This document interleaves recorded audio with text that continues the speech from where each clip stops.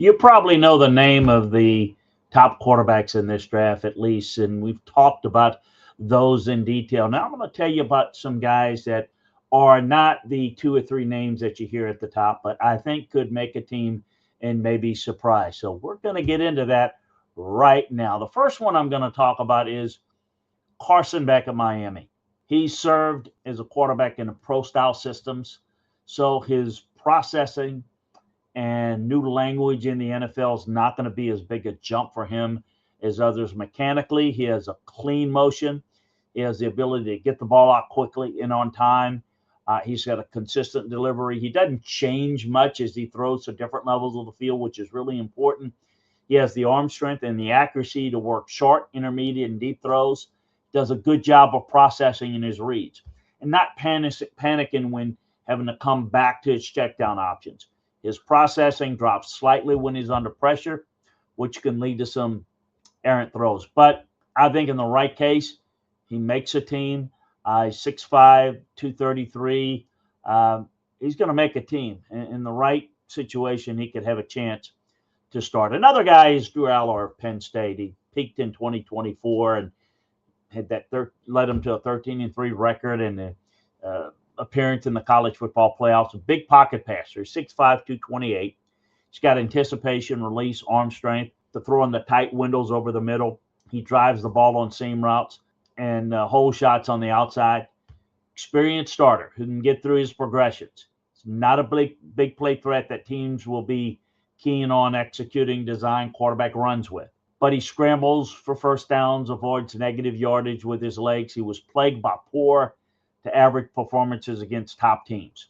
1-7 record against top 10 opponents in college. In these marquee matchups, low completion percentage, 48%, as well as key turnovers and losses against top 6 opponents. Intriguing prospect because he's so physically gifted as a passer, but inconsistent big game performances. Injuries are a concern. Had the season-ending injury on a broken left ankle in November. He's still a guy that is worth looking at and developing. I think with better coaching and better luck with his health, he's got a chance to make a roster and maybe contribute. An intriguing guy is Taylen Green of Arkansas because of his natural athleticism. He's 6'6", he's 228. He's one of the more intriguing players in this draft class with a combination of size, speed, athleticism.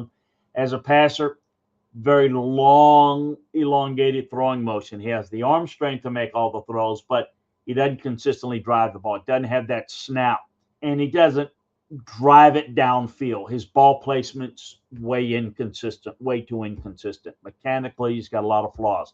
He puts the ball in harm's way too much.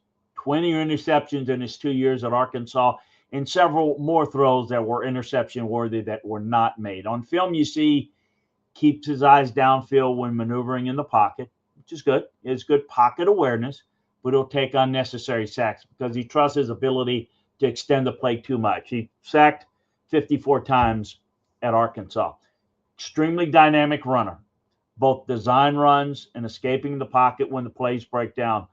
He outruns pursuit angles, has the speed to take it the distance. If he can clean up his delivery becomes better in his decision making, he has a chance to compete at the next level.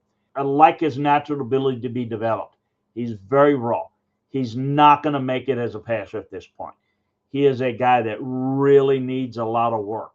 But in time, maybe in a couple of years, you could see him develop there. His athleticism is worth a chance working on. And the one other guy that I've mentioned before, certainly at LandryFootball.com, but Cole Payton of North Dakota State, 6'3", 232. Only years of starter was in 2025. Polished, crisp lefty passer. Pick, frame, sound mechanics, good setup, quick release, can change arm angles effectively. Does not have an elite arm strength, but it's more than adequate in the short and intermediate passing game. He can make most of the necessary throws with good velocity and accuracy. He manages the offense well with poise, good decision-making.